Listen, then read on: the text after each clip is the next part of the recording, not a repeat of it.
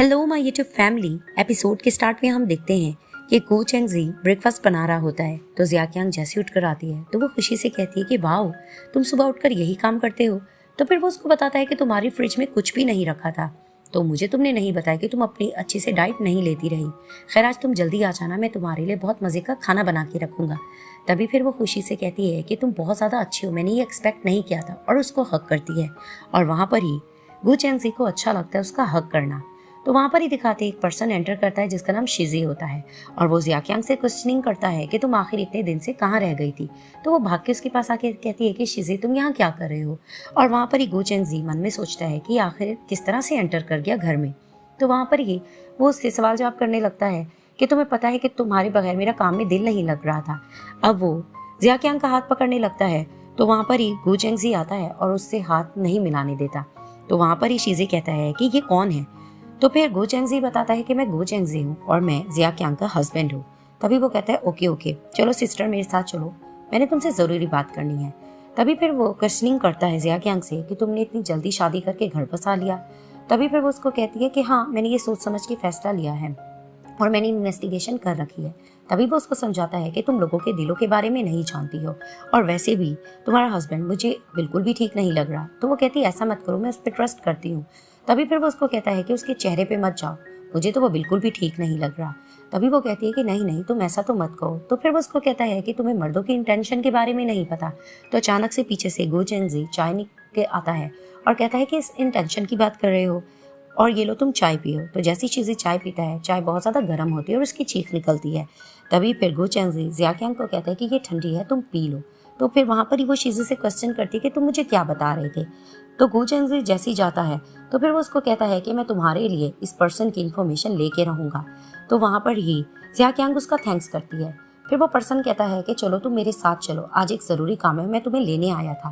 तभी वो कहती चलो चलते हैं, और वहाँ पर ही वो गो चेंगजी को कहती है कि मैं ज़रूरी मीटिंग में जा रही हूँ, तो तुम घर पे ही रहना। तो वो कहता है कि ठीक है।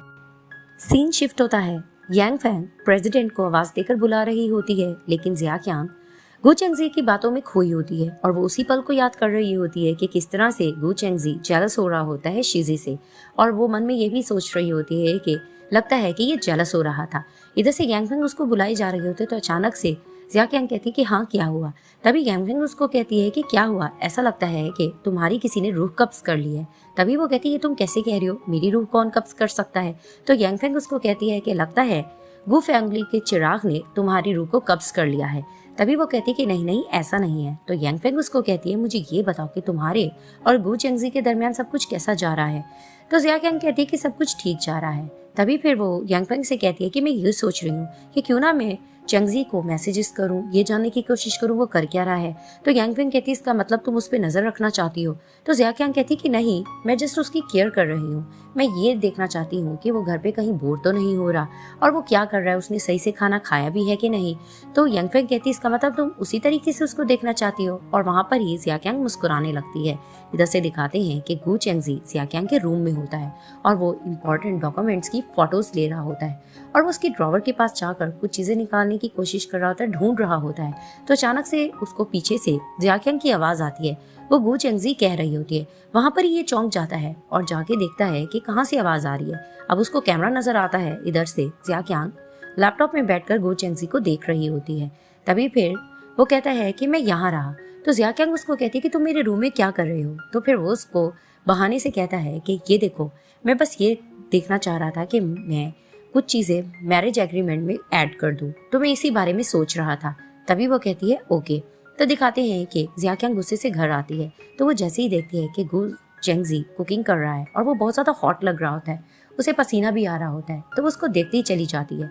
फिर वो उसके पास आकर कहती है कि आज मैं भी हेल्प करवाऊंगी तुम्हारे साथ। तो फिर वो उसको कहते कि नहीं, तुम थकी आई हो, मैं खुद सब कुछ कर लूंगा। तो फिर वो कहती कि नहीं, मुझे कुकिंग सीखने का बहुत शौक था, तो आज मैं ट्राई करूंगी। तो फिर वो कहता है ठीक है, मैं तुम्हें सिखाऊंगा। अब वो उसको कुकिंग करना सिखा रहा होता है। तो दोनों आपस में मस्ती भी कर रहे होते हैं और वो उसको कुकिंग भी सिखाई जा रहा होता है। दोनों एक दूसरे के पीछे भाग भी रहे होते हैं और जियाक्यांग उसको कुछ ना कुछ खिला भी रही होती है। अब दिखाते हैं कि ये दोनों बैठकर मील एंजॉय कर रहे होते हैं। तो वहाँ पर ही जियाक्यांग उससे क्वेश्चन करती है कि ये बताओ कि तुमने मैरिज एग्रीमेंट में क्या चीज़ ऐड की है। तो वो थोड़ा घबरा जाता है। तो अचानक से जियाक्यांग को शिजी का मैसेज आता है कि ये बताओ कि तुम मुझे मामू बनने की खुशखबरी कब सुना रही हो। तो अचानक से वो चौंक जाती है। तभी फिर वो गु चेंगजी को कहती है तुम कंटिन्यू करो। तो फिर उसको बताता है कि हाँ, मैं ये सोच रहा था कि मैं ये ऐड करूं कि क्योंकि हम दोनों अब एक कपल हैं तो हमें आगे के स्टेप के बारे में भी सोचना चाहिए। तो वो कहती कौन सा स्टेप। तभी फिर वो उसको कहता है जैसे कि बच्चा पैदा करना। वहां पर ही उसको खाते खाते ठसका लगता है। तो गु चेंगजी उसको कहता है क्योंकि जब हमने शादी की थी तो हमने इस चीज के बारे में डिस्कस नहीं किया था। तो वहां पर ही जियाक्यांग उसको कहती है कि तुम घबराओ मत, जब तक तुम नहीं चाहोगे तो मैं तुम्हारे साथ जबरदस्ती नहीं करूंगी। तो वो कहता है ओके। अब जियाक्यांग अपने आप को शीशे में देख रही होती है, अपनी फिजिक देखकर यही सोचती है क्या मैं बिल्कुल भी अट्रैक्टिव नहीं हूँ, क्या बिल्कुल मैं गु चेंगजी को पसंद नहीं हूँ, इसीलिए वो बच्चा ना पैदा करने की बात कर रहा है। आखिर वो ऐसा क्यों कह रहा था। तो वो यही चीजों को लेकर सोच रही होती है। तो दिखाते हैं कि गु चेंगजी लैपटॉप पर अपना काम कर रहा होता है और जियाक्यांग इसके इर्द गिर्द फिर रही होती है इसकी इंटेंशन पाने के लिए। लेकिन वो इस पे ध्यान नहीं दे रहा होता। वो कभी एक्सरसाइज कर रही होती है, कभी इर्द गिर्द उसके चक्कर लगा रही होती है, लेकिन वो जरा इंटरेस्ट नहीं ले रहा होता। वहीं जियाक्यांग को गुस्सा आता है और वो अंदर चली जाती है। जैसे ही वो अंदर जाती है तो गु चेंगजी बाहर निकलता है। वहां पर ही बाहर उसका भाई चेंगफेंग खड़ा होता है। वो चेंगफेंग को जाकर फाइल्स दे देता है जो उसने जियाक्यांग के रूम से चुराई होती हैं। तो वो फाइल लेकर खुश होता है और उसको कहता है कि मैंने सोचा नहीं था कि तुम इतने ज्यादा काबिल निकलोगे। तो चेंगजी उसको कहता है कि ये जो कुछ भी मैं कर रहा हूँ अपनी मॉम के लिए कर रहा हूँ, तो जो तुमने मुझसे वादा किया था उसको पूरा करो। तो चेंगफेंग उसको कहता है इतनी जल्दी किस चीज की है, पहले तुम मेरा एक और काम करो। तो चेंगजी गुस्से से कहता है इसका मतलब तुमने मुझसे झूठ बोला था। तो चेंगफेंग कहता है कि इतना नाराज होने की जरूरत नहीं है, मैं जरूर पूरा करूंगा, लेकिन मुझे एक काम है तुमसे। काम ये है कि जिया ग्रुप ने एक डील फाइनल की है, तो मुझे उसकी रिपोर्ट चाहिए। तभी फिर चेंगजी कहता है क्या मतलब। तो फिर वो उसको बताता है कि मैंने सुना है कि जिया ग्रुप ने एक डील फाइनल की है, उसकी सारी डिटेल उसके कंप्यूटर में मौजूद है, तो तुम मुझे वो कहीं ना कहीं से ला के दो। तभी फिर चेंगजी उसको कहता है कि मैं इसके बारे में सोचूंगा, लेकिन पहले जो तुमने मुझसे वादा किया है उसको पूरा करो। तो चेंगफेंग कहता है कि जरूर, मैं तुम्हारा वादा जरूर पूरा करूंगा।